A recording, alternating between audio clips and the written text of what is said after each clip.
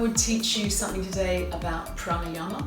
So this is really essential ancient techniques that come from India that will help you to maintain your health, mind, body and spirit.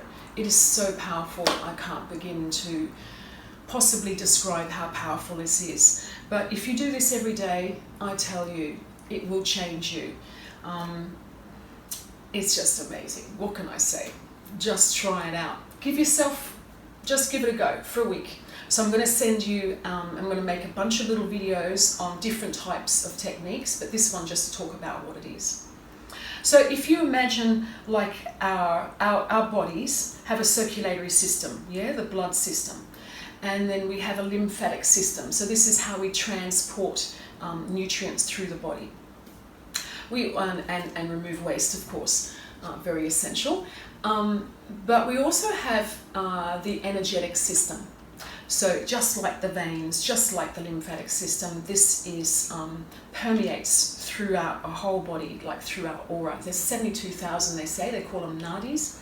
So when we cleanse those by these breath practices, we actually innovate and cleanse the whole body, and we lift ourselves up energetically. It's one of the fastest ways to really change your level of consciousness. And if you're finding yourself struggling and not feeling too good, just do a few minutes of pranayama practice and then lie down afterwards.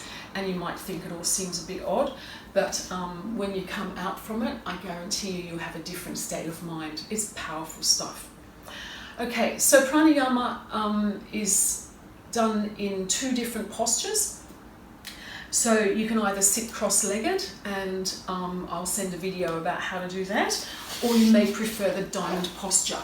So if you can do this one, it's very powerful. So just being on top of your shins, I usually pull the skin of the knees back and then move the buttocks over so that the heels are in front of the sit bones.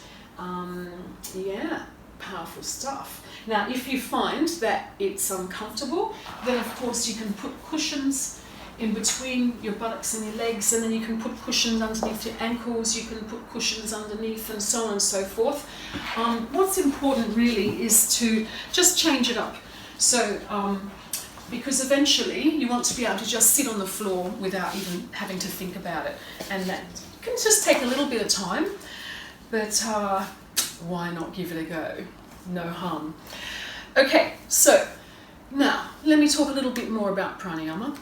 So your prana is intimately connected to your breath. So your life energy is intimately connected to your breath.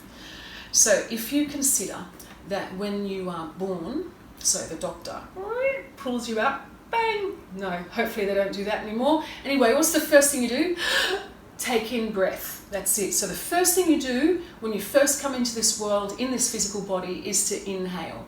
And when you die, the last thing you do is breathe out. So it only makes sense that our body is intimately connected to the divine via our breath. There is a connection. Okay, so another way you can think about it. How long can you live without food? They say about 3 months.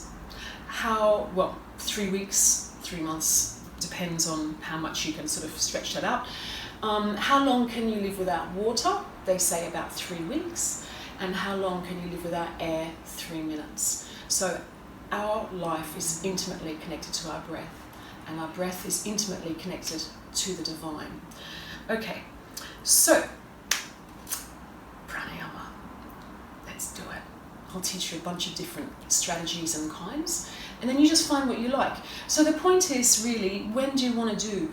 When do you do it? The best time is to do it first thing in the morning. So before you do anything, and you wake up, you write down what your dreams were last night in your little dream journal, and then don't look at your phone or anything like that, because you get too much into the world again. So while the veil is still thin, to then sit and do some pranayama practices. Spend about 20 minutes or so. It's really phenomenal. It will completely reset your mind and your body.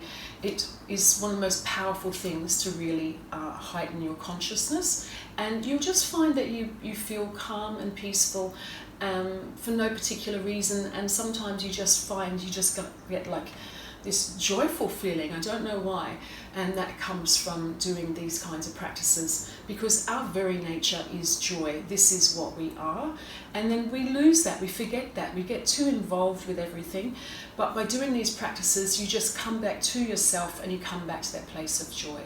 So I will teach you a bunch of different ones, and any comments or tips or suggestions or anything that you'd like me to do that I haven't done, then please let me know.